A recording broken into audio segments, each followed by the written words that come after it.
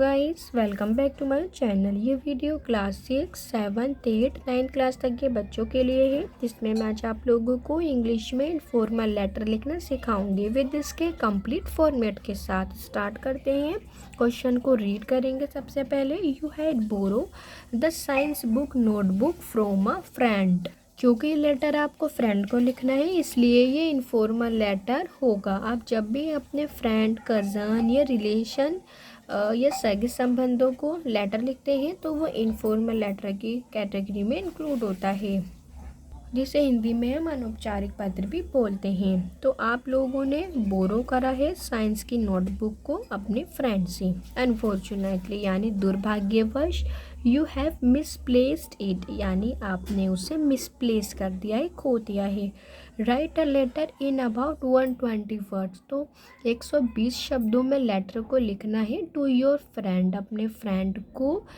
To now you lost it, और बताना है आपने किस तरीके से उसे खो दिया। And apologise for the same, और माफ़ी भी मांगनी है इसके लिए। तो स्टार्ट करते हैं।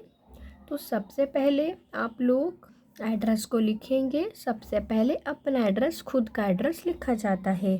जैसे यहाँ लिखा गया है शॉप नंबर 6 शिवाजी स्ट्रीट, एक लाइन छोड़ते हुए T Nagar Chennai.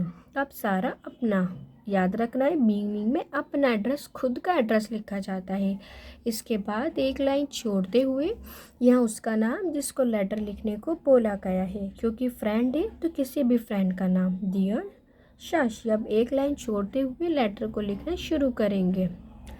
I feel very sorry to tell, यानी मुझे बताते हुए खेद हो रहा है, you about the terrible thing that has happen. Terrible means भयानक, जो मेरे साथ एक भयानक चीज़ हुई है। I have lost the science notebook, यानी मैंने साइंस की नोटबुक खो दी है। I had borrow from you complete mind, जो मैंने तुमसे बोरो की थी वर्क को कंप्लीट करने के लिए। I don't know where I kept, यानी मुझे याद नहीं कि मैंने उसे कहाँ रखा था। It after completing my work, तो मैंने काम कंप्लीट करने के बाद उसे रख दिया था। आई हैव सर्च, मैंने उसे खोजा। ऑल ओवर माई हाउस, घर में, कार में, एंड ट्यूशन क्लास में।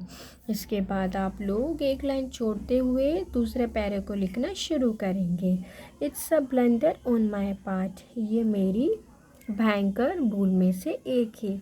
I know how difficult it will be for you, यानी मैं जान सकता हूँ या सकती हूँ कि ये कितना डिफ़िकल्ट, कितना कठिन होगा। Without the notes to prepare for exam, बिना नोट्स के एग्ज़ाम के लिए तैयार होना।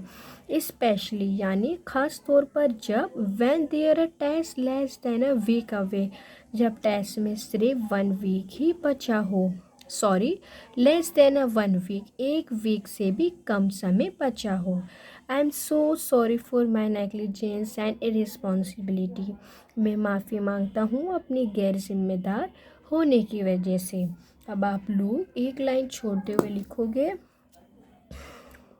Please give me some time, यानी मुझे कुछ टाइम दे दो। To make a fresh notebook for you, मैं तुम्हारे लिए एक फ्रेश नोटबुक प्रिपेयर कर दूँ। विद डायग्राम, कुछ डायग्राम के साथ, ग्राफ्स के साथ, and etcetera. Hope that would be fine, यानी उम्मीद है कि ये ठीक रहेगा।